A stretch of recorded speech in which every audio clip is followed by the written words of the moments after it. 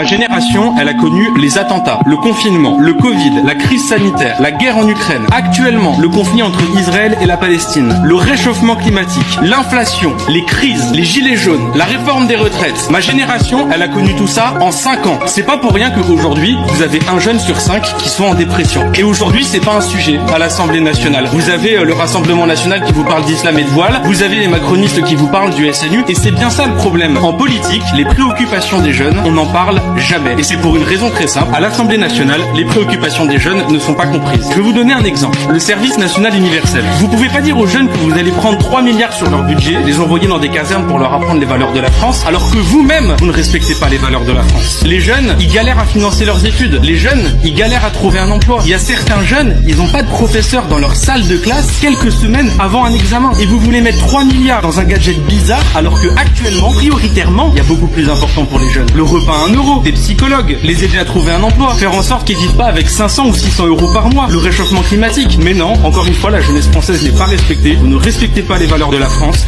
vous mettez tout cet argent dans un SNU qui nous coûte cher, et vous ne comprenez pas que ce soit ressenti comme une injustice par la jeunesse.